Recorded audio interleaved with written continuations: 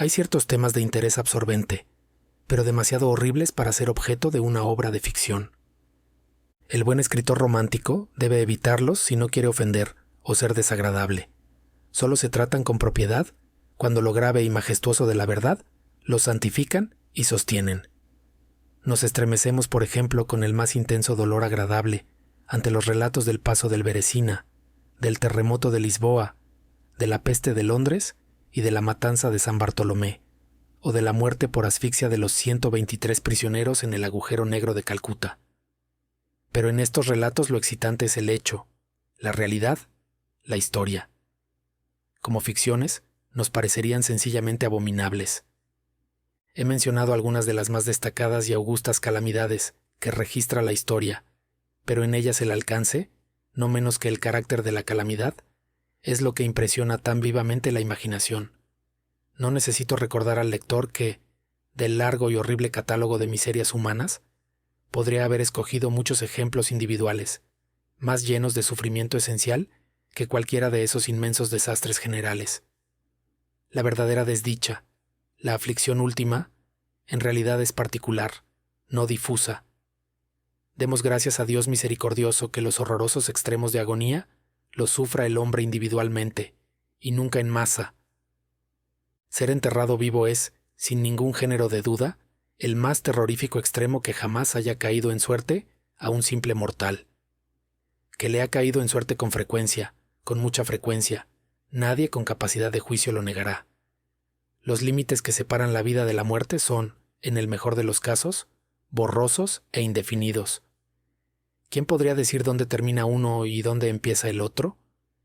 Sabemos que hay enfermedades en las que se produce un cese total de las funciones aparentes de la vida, y, sin embargo, ese cese no es más que una suspensión, para llamarle por su nombre.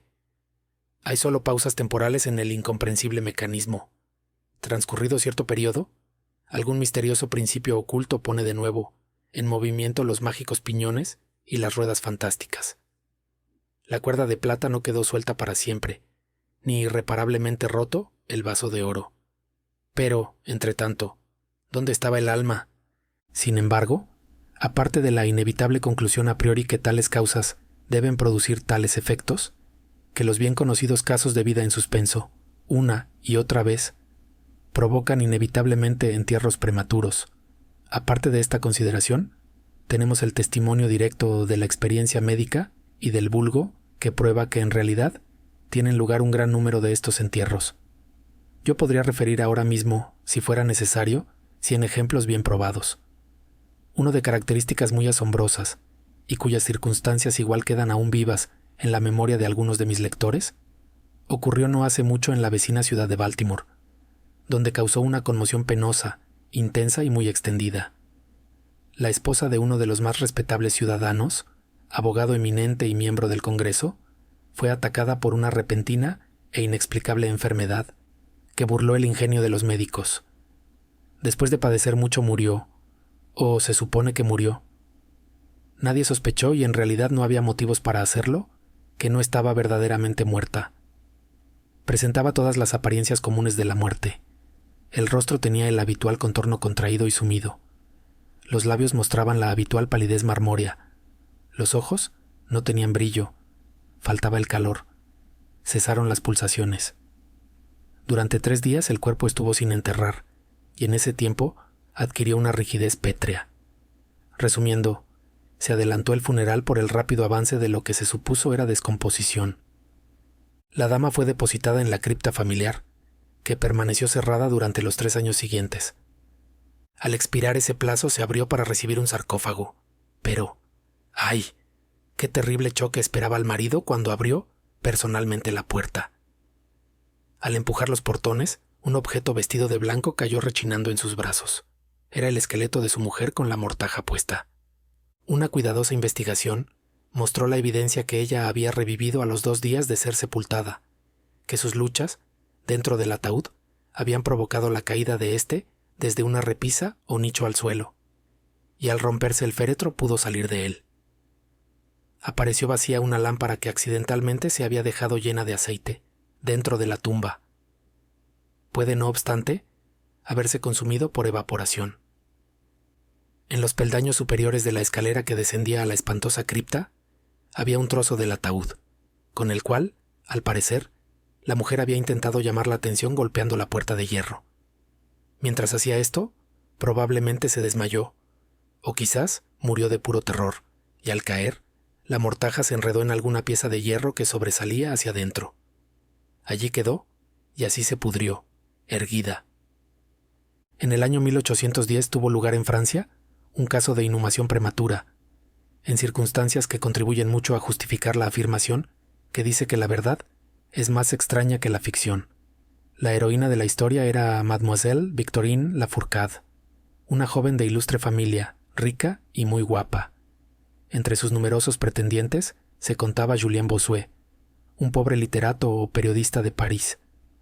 Su talento y su amabilidad habían despertado la atención de la heredera que, al parecer, se había enamorado realmente de él, pero el orgullo de casta la llevó por fin a rechazarlo y a casarse con un tal Monsieur Renel, banquero y diplomático de cierto renombre. Después del matrimonio, sin embargo, este caballero descuidó a su mujer y quizá llegó a pegarle. Después de pasar unos años desdichados, ella murió. Al menos su estado se parecía tanto al de la muerte que engañó a todos quienes la vieron. Fue enterrada, no en una cripta, sino en una tumba común, en su aldea natal.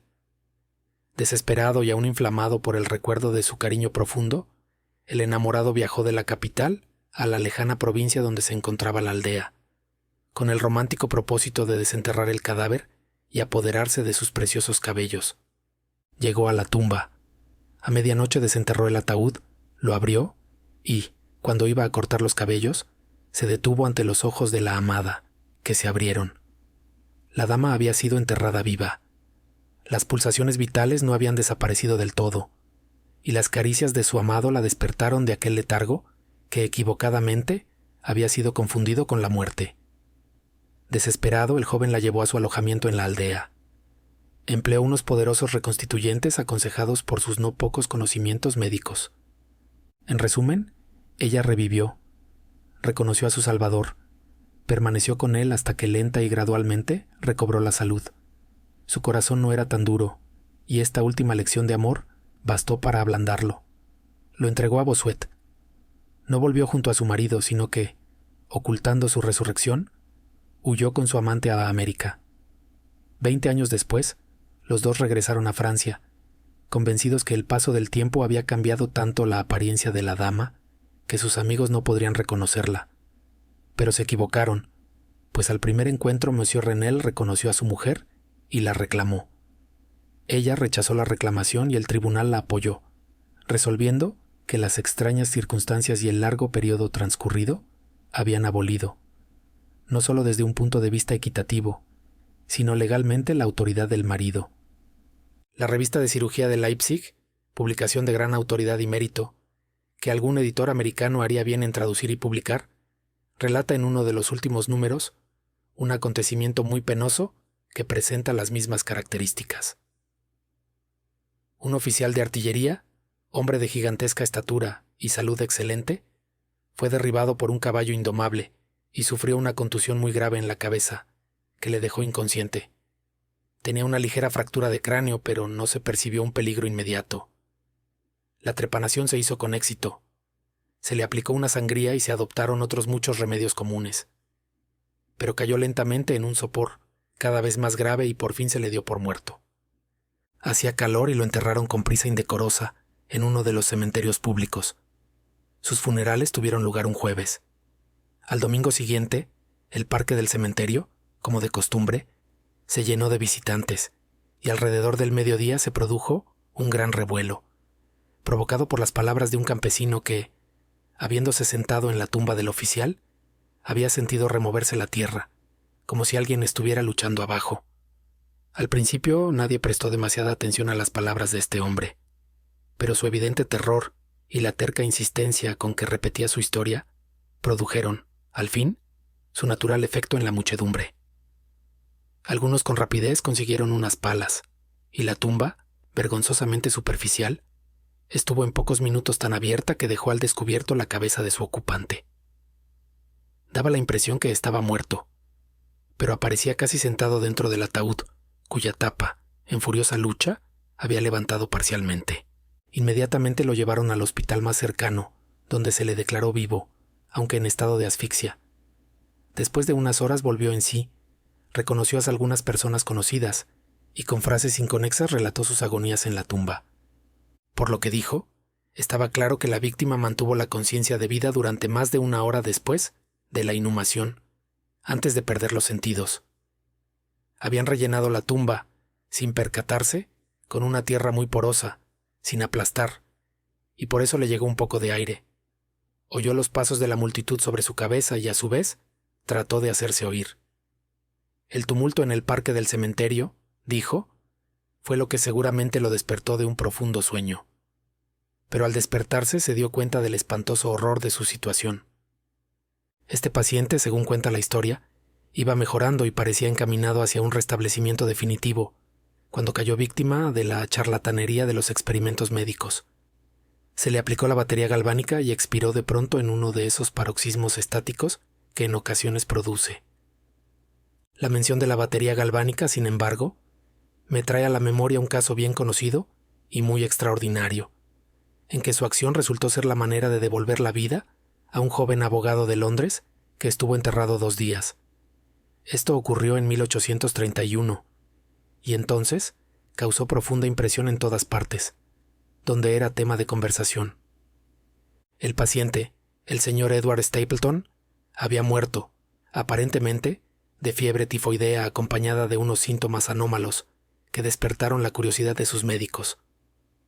Después de su aparente fallecimiento, se pidió a sus amigos la autorización para un examen post-mortem, pero estos se negaron. Como sucede a menudo ante estas negativas, los médicos decidieron desenterrar el cuerpo y examinarlo a conciencia, en privado. Fácilmente llegaron a un arreglo con uno de los numerosos grupos de ladrones de cadáveres que abundan en Londres, y la tercera noche después del entierro, el supuesto cadáver fue desenterrado de una tumba de 8 pies de profundidad y depositado en el quirófano de un hospital privado. Al practicársele una incisión de cierta longitud en el abdomen, el aspecto fresco e incorrupto del sujeto sugirió la idea de aplicar la batería.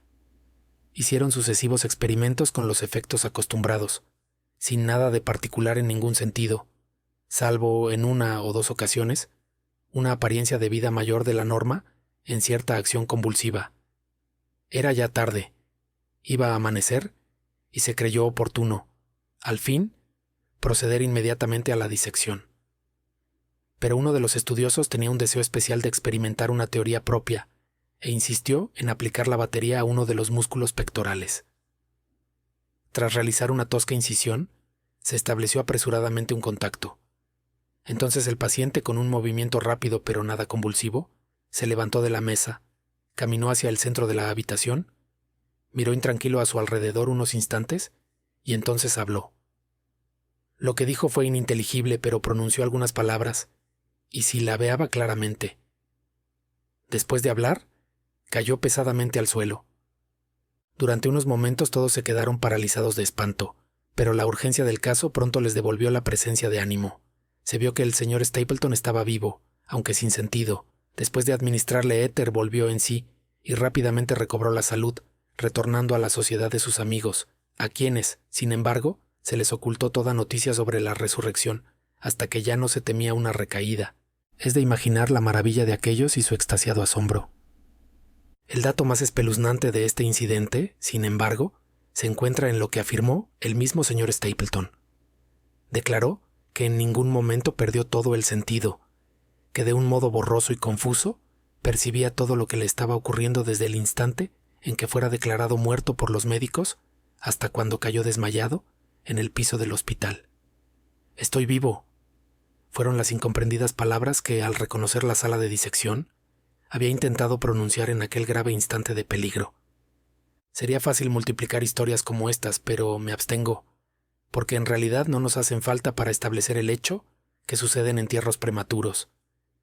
Cuando reflexionamos, en las raras veces en que, por la naturaleza del caso, tenemos la posibilidad de descubrirlos, debemos admitir que tal vez ocurren más frecuentemente de lo que pensamos.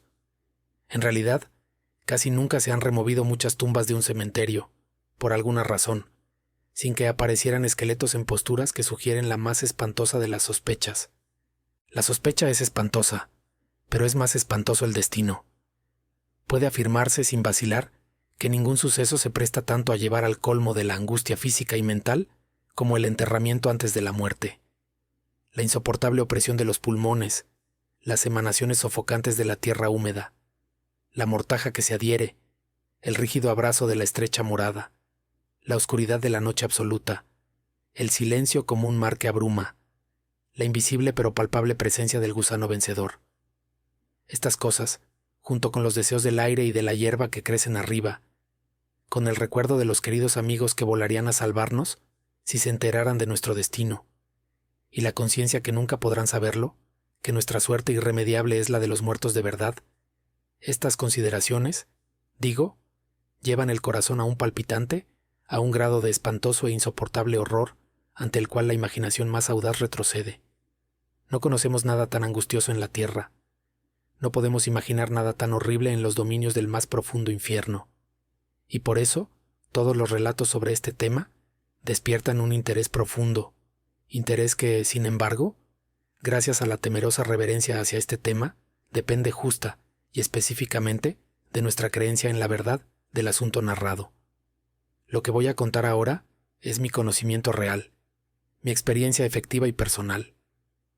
Durante varios años sufrí ataques de ese extraño trastorno que los médicos han decidido llamar catalepsia, a falta de un nombre que mejor lo defina.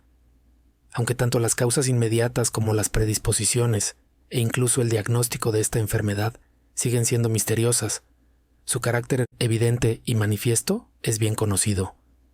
Las variaciones parecen serlo, principalmente de grado. A veces el paciente se queda un solo día, o incluso un periodo más breve, en una especie de exagerado letargo. Está inconsciente y externamente inmóvil, pero las pulsaciones del corazón aún se perciben débilmente. Quedan unos indicios de calor. Una leve coloración persiste en el centro de las mejillas y, al aplicar un espejo a los labios, podemos detectar una torpe, desigual y vacilante actividad de los pulmones. Otras veces el trance dura semanas e incluso meses, mientras el examen más minucioso y las pruebas médicas más rigurosas no logran establecer ninguna diferencia material entre el estado de la víctima y lo que concebimos como muerte absoluta.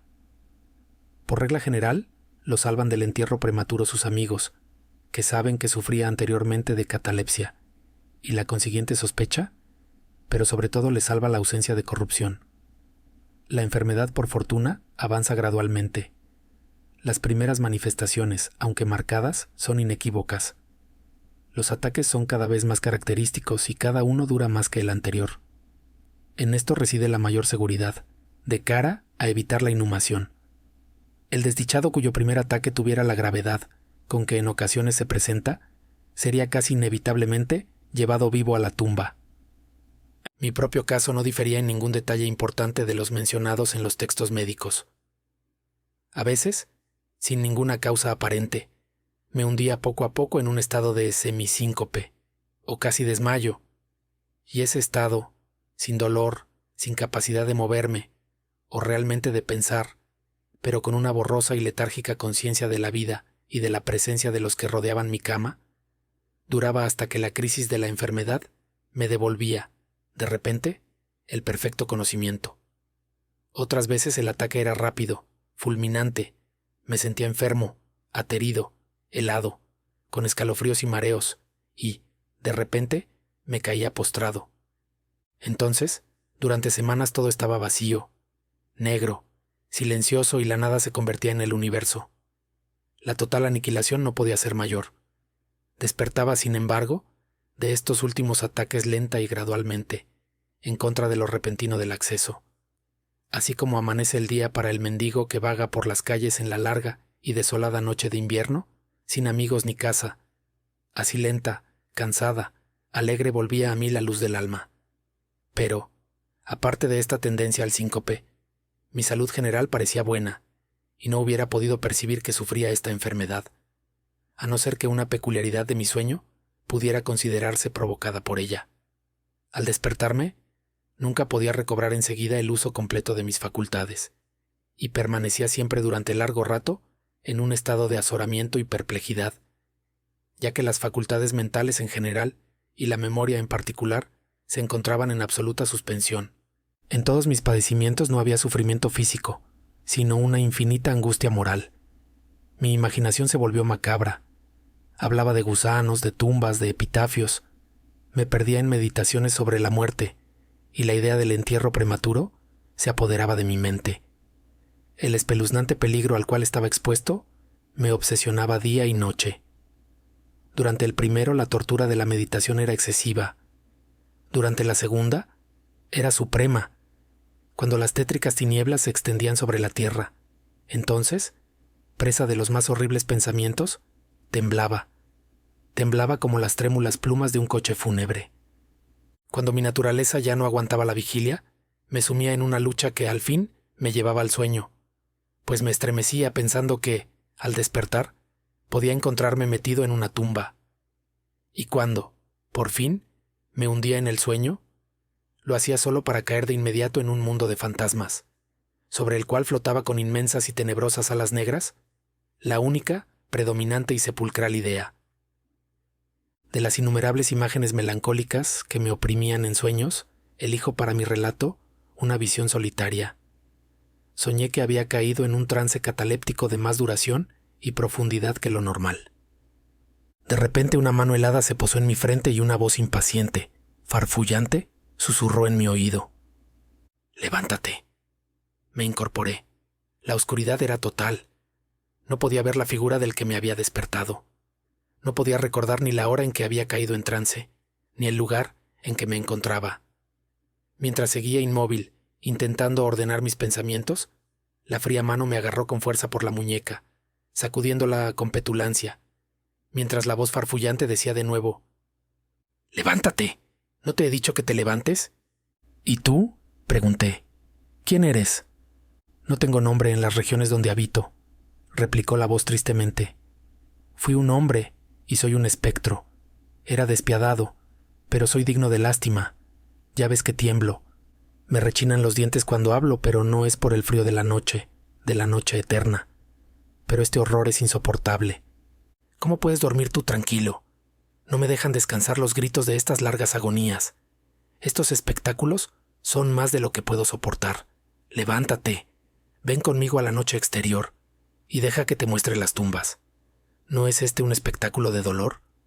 Mira».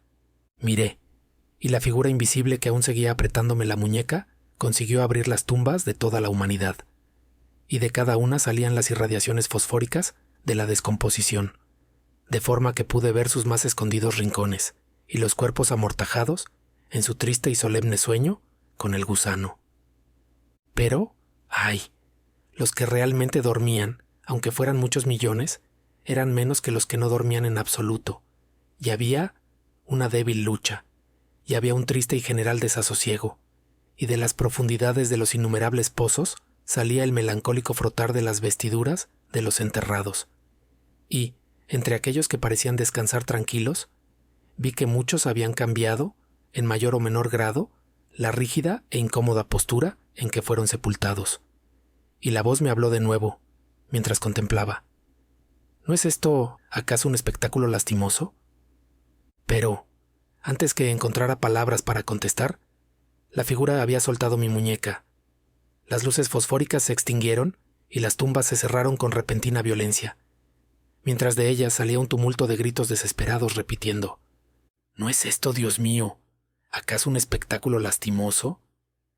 Fantasías como estas se presentaban por la noche y extendían su terrorífica influencia incluso en mis horas de vigilia. Mis nervios quedaron destrozados y fui presa de un horror continuo. Ya no me atrevía a montar a caballo, a pasear, ni a practicar ningún ejercicio que me alejara de casa. En realidad, ya no me atrevía a fiarme de mí, lejos de la presencia de los que conocían mi propensión a la catalepsia, por miedo a que, en uno de esos ataques, me enterraran antes de conocer mi estado realmente. Dudaba del cuidado y de la lealtad de mis amigos más queridos. Temía que, en un trance más largo de lo acostumbrado, se convencieran que ya no había remedio. Incluso llegaba a temer que, como les causaba muchas molestias, quizás se alegraran de considerar que un ataque prolongado era la excusa suficiente para librarse definitivamente de mí. En vano, trataban de tranquilizarme con las más solemnes promesas.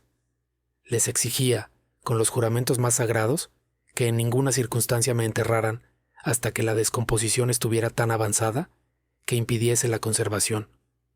Y aún así, mis terrores mortales no hacían caso de razón alguna, no aceptaban ningún consuelo. Empecé con una serie de complejas precauciones. Entre otras, mandé remodelar la cripta familiar de forma que se pudiera abrir fácilmente desde el interior. A la más débil presión sobre una larga palanca que se extendía hasta muy dentro de la cripta, se abrirían rápidamente los portones de hierro.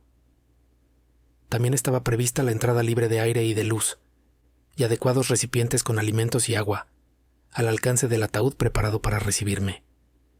Este ataúd estaba acolchado con un material suave y cálido, y dotado de una tapa elaborada según el principio de la puerta de la cripta, incluyendo resortes ideados de forma que el más débil movimiento del cuerpo sería suficiente para que se soltara.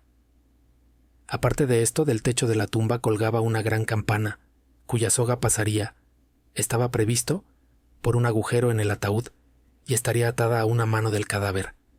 Pero, ¡ay!, ¿de qué sirve la precaución contra el destino del hombre? Ni siquiera estas bien urdidas seguridades bastaban para librar de las angustias más extremas de la inhumación en vida a un infeliz destinado a ellas. Llegó una época, como me había ocurrido antes a menudo, en que me encontré emergiendo de un estado de total inconsciencia a la primera sensación débil e indefinida de la existencia. Lentamente, con paso de tortuga, se acercaba el pálido amanecer gris del día psíquico. Un desasosiego aletargado, una sensación apática de sordo dolor. Ninguna preocupación, ninguna esperanza, ningún esfuerzo. Entonces, después de un largo intervalo, un zumbido en los oídos. Luego, tras un lapso de tiempo más largo, una sensación de hormigueo o comezón en las extremidades. Después, un periodo aparentemente eterno de placentera quietud, durante el cual las sensaciones que se despiertan luchan por transformarse en pensamientos. Más tarde, otra corta zambullida en la nada. Luego, un súbito restablecimiento. Al fin, el ligero estremecerse de un párpado, e inmediatamente después, un choque eléctrico de terror, mortal e indefinido, que envía la sangre a torrentes desde las sienes al corazón. Y entonces, el primer esfuerzo por pensar. Y entonces, el primer intento de recordar. Y entonces, un éxito parcial y evanescente. Y entonces, la memoria ha recobrado tanto su dominio que, en cierta medida, tengo conciencia de mi estado. Siento que no me estoy despertando de un sueño corriente. Recuerdo que he sufrido de catalepsia. Y entonces, por fin, como si fuera la embestida de un océano, el único peligro horrendo, la única idea espectral y siempre presente, abruma mi espíritu estremecido. Unos minutos después que esta fantasía se apoderase de mí, me quedé inmóvil. ¿Y por qué? No podía reunir valor para moverme. No me atrevía a hacer el esfuerzo que desvelara mi destino. Sin embargo, algo en mi corazón me susurraba que era seguro. La desesperación, tal como ninguna otra clase de desdicha produce, solo la desesperación me empujó, después de una profunda duda, a abrir mis pesados párpados. Los levanté. Estaba oscuro, todo oscuro. Sabía que el ataque había terminado. Sabía que la situación crítica de mi trastorno había pasado. Sabía que había recuperado el uso de mis facultades visuales y, sin embargo, todo estaba oscuro, oscuro, con la intensa y absoluta falta de luz de la noche que dura para siempre.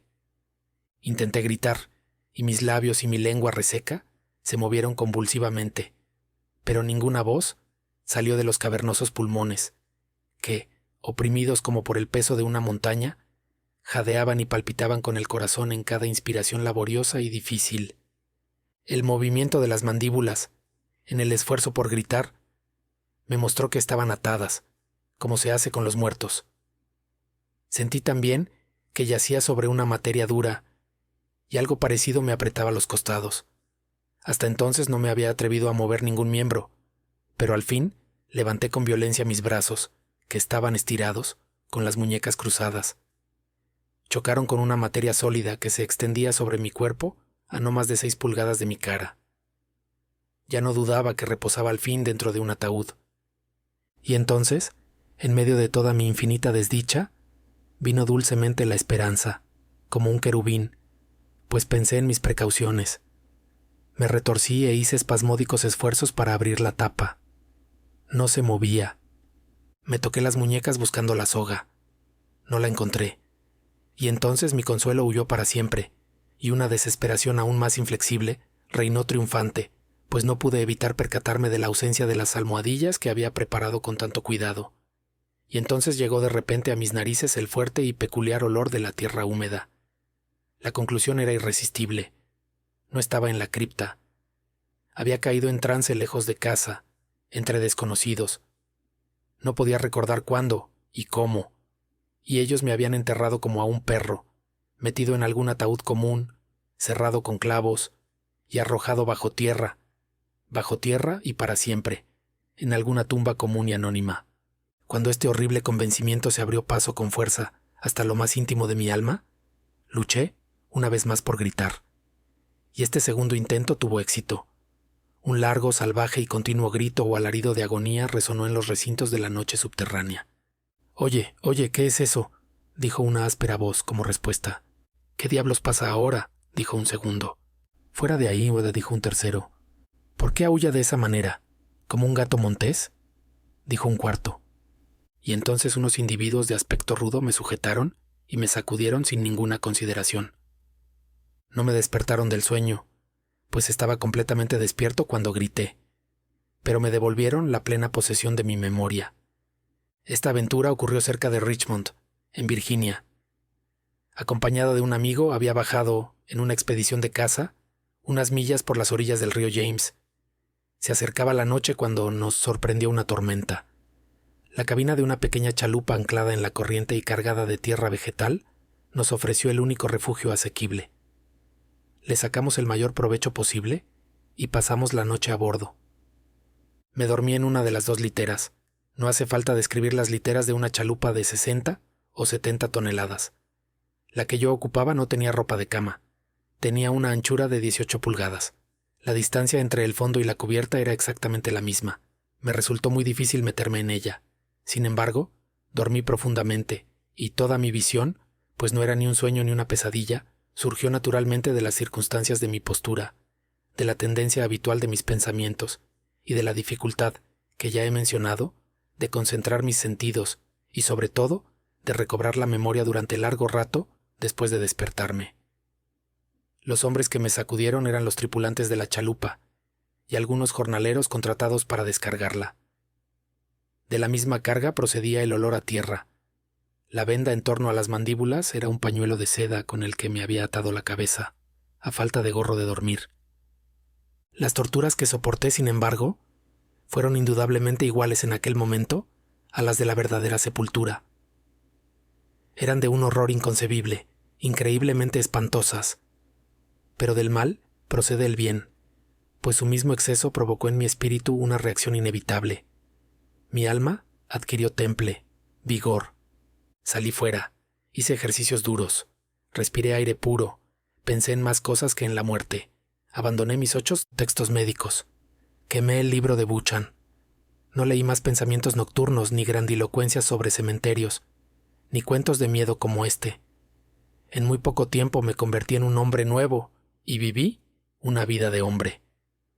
Desde aquella noche memorable descarté para siempre mis aprensiones sepulcrales, y con ellas se desvanecieron los achaques catalépticos, de los cuales quizá fueran menos consecuencia que causa. Hay momentos en que, incluso para el sereno ojo de la razón, el mundo de nuestra triste humanidad puede parecer el infierno, pero la imaginación del hombre no es caratis para explorar con impunidad todas sus cavernas. ¡Ay! La torva legión de los terrores sepulcrales no se puede considerar como completamente imaginaria. Pero los demonios, en cuya compañía Afrasiab hizo su viaje por el Oxus, tienen que dormir o nos devorarán. Hay que permitirles que duerman, o pereceremos.